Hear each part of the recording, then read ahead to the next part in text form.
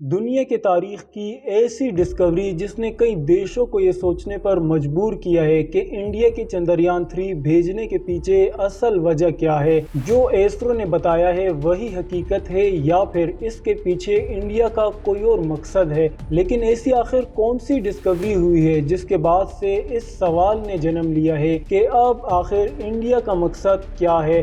تو آئیے آج کی اس ویڈیو میں ان سب باتوں کو سمجھتے ہیں۔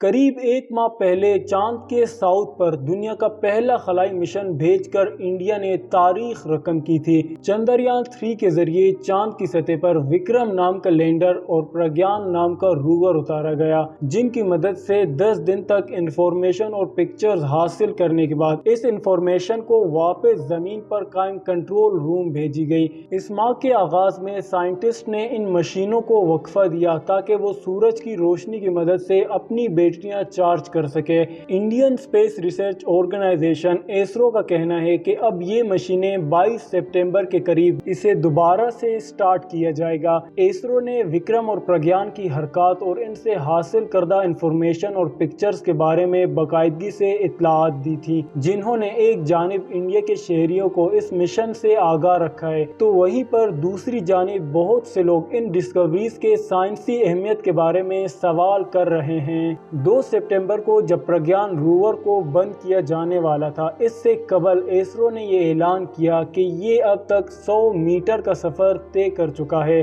واضح رہے کہ یہ 6 ٹائروں والا روور 1 سینٹی میٹر فی سیکنڈ کی رفتار سے چل سکتا ہے اور چاند کی سطح پر موجود کئی بڑے اور گہرے گڑھوں سے ابھی تک یہ محفوظ رہا ہے۔ اس روور میں ٹائروں کا خصوصی میکانزم ہوتا ہے جسے روکر ہوگی کہتے ہیں۔ اس کا مطلب یہ ہے کہ تمام ٹائرز ایک ساتھ نہیں چلتے، اس لیے اگر یہ کسی گہرے گڑھے میں گر جائے تو باہر نکلنا بہت مشکل ہو سکتا ہے۔ اس لیے یہ ضروری ہے کہ اسے گڑھوں سے دور رکھا جائے اور اگر کوئی گڑھا سامنے آ جائے تو اسے واپس لے جایا جا سکے، یعنی ریورس کیا جا سکے۔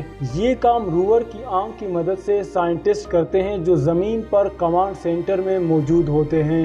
ایسے سچویشن میں ایک خطرہ یہ بھی ہوتا ہے کہ پرگیان سے زمین تک پکچر بھیجنے میں مسنگ ہوتی ہے اور جب تک کسی بھی طرح کا انفارمیشن زمین پر پہنچتا ہے یہ گاڑی خطرے سے قریب ہو چکی ہوتی ہے۔ آپ کو اسکرین پہ واضح طور پر یہ 2 بڑے گڑھے دکھ رہے ہوں گے۔ اب تک 2 گہرے گڑھوں سے اسے محفوظ رکھا جا چکا ہے، جس کا مطلب یہ ہے کہ ابھی تک کمانڈ سینٹر کا اس روور سے کافی اچھا رابطہ رہا ہے۔ چاند کے سطح کے اوپر کی مٹی اور 10 سینٹی میٹر نیچے سے حاصل کرنے والے سیمپلز کو جب سائنٹسٹ نے ان پر تجربہ کیا تو پتہ چلا کہ دونوں کے درجہ حرارت میں بہت زیادہ فرق ہے۔ ایک جانب سطح پر درجہ حرارت 60 ڈگری تھا تو سطح کے نیچے درجہ حرارت -10 ڈگری سیلسیس تک جا پہنچتا ہے۔ ناسا کے مطابق چاند پر درجہ حرارت شدت رکھتا ہے، یعنی دن میں مخصوص مقام پر 120 ڈگری تک درجہ حرارت پہنچ جاتا ہے، جبکہ رات میں -130 ڈگری سیلسیس تک گر سکتا ہے۔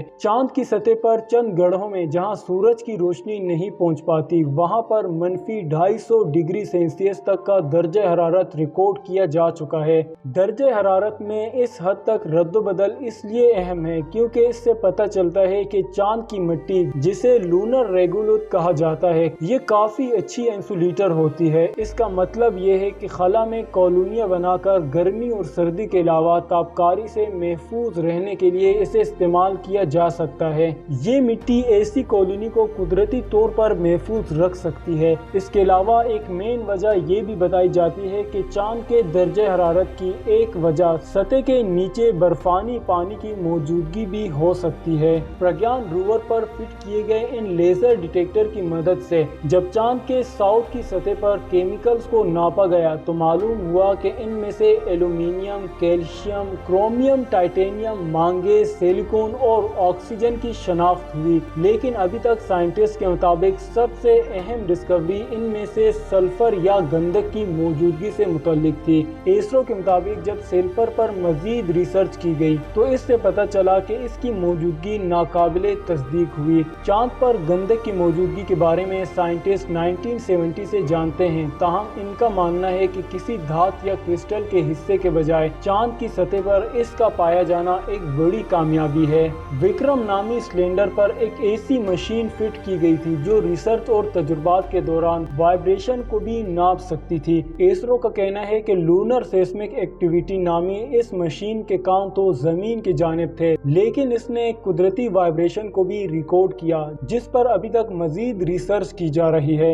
ये काफी ताकतवर वाइब्रेशन था जिसके कई मायने हो सकते हैं। हो सकता है कि कोई छोटा सयारा या किसी सयारे का टुकड़ा चांद के सतह से टकरा गया हो, या ये हो सकता है कि ये किसी बड़े ज़लज़ले की वजह से हुआ हो। अगर ऐसा है तो 1970 के बाद चांद की सतह पर रिकॉर्ड किया जाने वाला ये पहला ज़लज़ला होगा, और अगर वाकई ऐसा है तो इससे चांद के सतह के नीचे के बारे में भी काफी इंफॉर्मेशन हासिल करना अब और आसान हो जाएगा। सितंबर में जब विक्रम को बंद करना था तो इसे बंद करने से पहले इस पर एक तजुर्बा किया गया जिसे इसरो ने उछलने का तजुर्बा कहा है। इसरो के मुताबिक विक्रम लैंडर को कमांड दी गई कि अपने इंजन फायर करे, और ये 40 सेंटीमीटर बुलंद हुआ और 30 से 40 सेंटीमीटर दूर जाकर नीचे उतरा। इस कामयाब तजुर्बे का मतलब ये है कि इसे मुस्तकबिल में इंसानी मिशन या फिर इसे जमीन तक सैंपल्स लाने के लिए इस्तेमाल किया जा सकता है।